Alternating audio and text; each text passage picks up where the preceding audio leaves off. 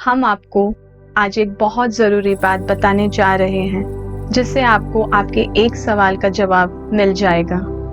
अगर आप दिन भर प्रभु के गाने सुनते हैं और वचन सुनते हैं, इस कोशिश में कि आप परमेश्वर में मजबूत हो और एक सच्चे आराधक जो परमेश्वर को भाते हैं वैसे बन जाए, तो ये वीडियो को अंत तक देखिए, जो आपको सिखाएगा कि आपको क्या करना है।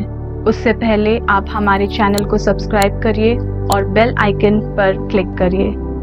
आइए हम प्रभु यीशु मसीह के दास पास्टर अब्राहम सिंह को सुनते हैं, जो उन्होंने अपने प्रचार में कहा है। यीशु मसीह ने सामरी स्त्री से कहा कि वह समय आता है, वरन अब ही है, जिसमें सच्चे भक्त पिता का भजन आत्मा और सच्चाई से करेंगे, क्योंकि पिता अपने लिए ऐसे ही भजन करने वाले को ढूंढता है। और इस वचन को हमने ऐसे समझ लिया है कि हम हमेशा सच्चे दिल से गाना गाने को ही आराधना समझते हैं।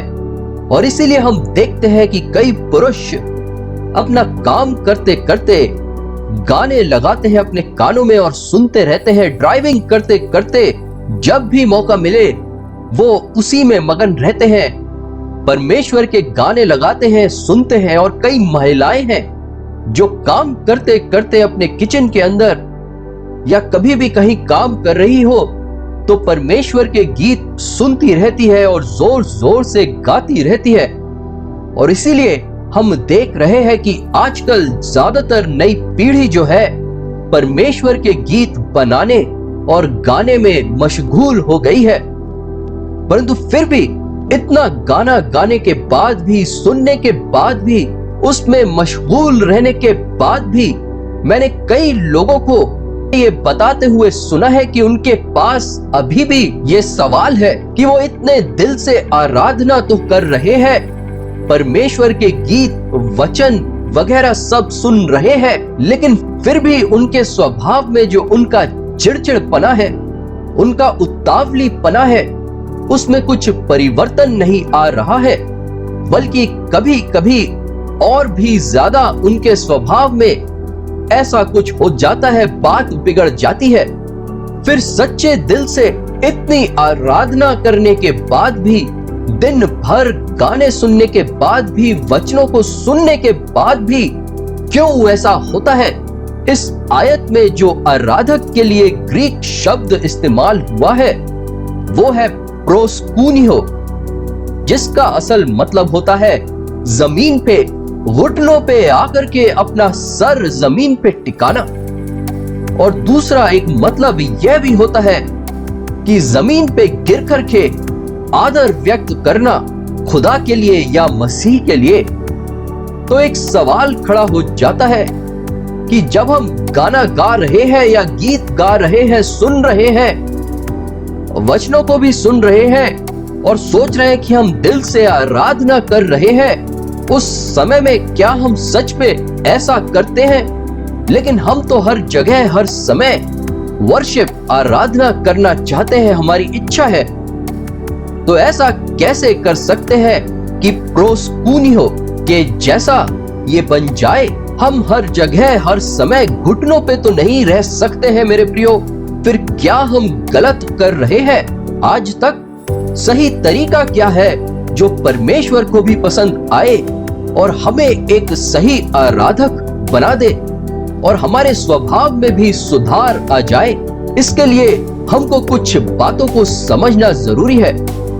पहली कि गाना सुनना, गाना गाना, गाना बजाना, उसकी स्तुति करना, उसकी स्तुति गान करते रहना सच्चे वर्शिपर या सच्चे आराधक बनने का एक ही इंग्रेडिएंट है या घटक है या अंश है। जैसे जब आप कोई टेस्टी सब्जी बनाएं तो उसमें मसालों को डालेंगे और फिर अच्छे से उसको पकाएंगे ताकि वो अच्छी बन जाए और खाने में स्वादिष्ट लगे। और वो अच्छी है या नहीं है, उसकी खुशबू से ही आप समझ जाएंगे कि वो स्वादिष्ट बनी है या नहीं बनी है, या जल गई है या अभी पक रही है, पकना बचा है, ये आप उसकी खुशबू से ही समझ जाएंगे। वैसे ही गाना सुनना या गाने बनाना, गानों को गाना सिर्फ एक ही इंग्रेडिएंट है, एक ही घटक है परमेश्वर को भाने वाली आराधना का, वर्शिप का। और बात यह है मेरे प्रियो कि गाना सुनते समय वो हमारे हृदय को छू लेना चाहिए। मतलब जो उसके शब्द हैं वो हमें अच्छी तरह से याद रखना चाहिए। हमारे अंतःकरण में, हमारे अंदर, हृदय के अंदर उसने बसेरा कर लेना चाहिए। और कभी कुछ ऐसा हो कि हम कोई गलती कर रहे हो तो हमें वो गाना हमारे कानों में सुनाई दे जाना चाहिए जो हमें उस गलती से बचा सके।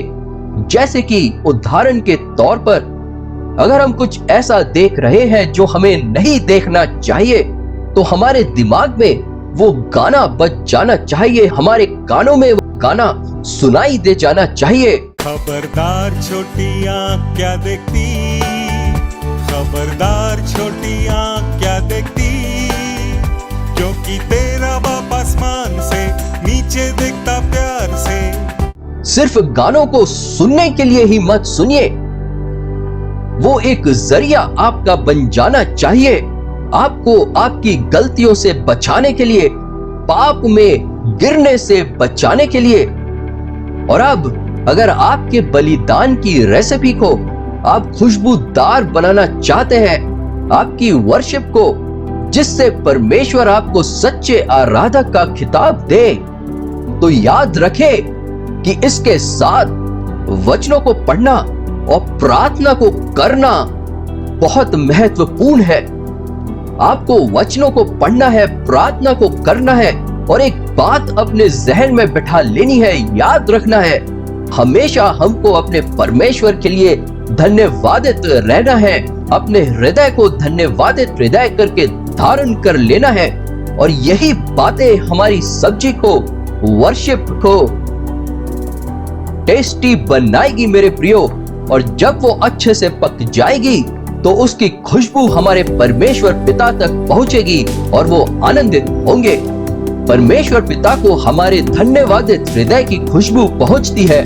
जैसे कि नूह ने बलिदान किया था तो परमेश्वर ने उसके धन्यवादित हृदय की खुशबू को पाई, ना कि जैसा कि हम समझते हैं कि जो बलिदान, जानवरों का जो बलिदान दिया गया था उसकी खुशबू परमेश्वर तक पहुंची नहीं, लेकिन नूह के धन्यवादित हृदय की खुशबू परमेश्वर तक पहुंची थी।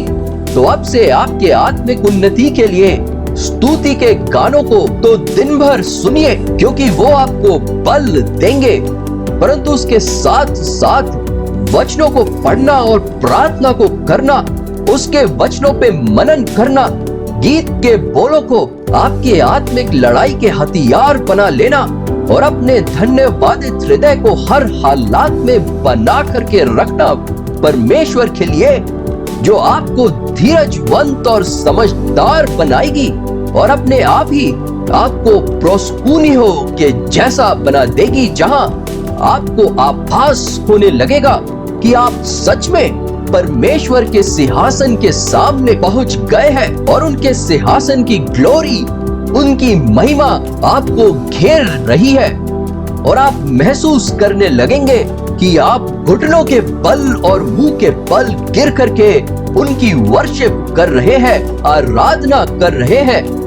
और जिस दिन आप अपनी आंखें बंद करें प्रार्थना के लिए या गाने के लिए और आपको ऐसा दिखने लगे, तो समझ जाइए कि आपकी आराधना सच्चे मन से हो गई है, जिसकी परमेश्वर यहोवा तलाश कर रहे हैं।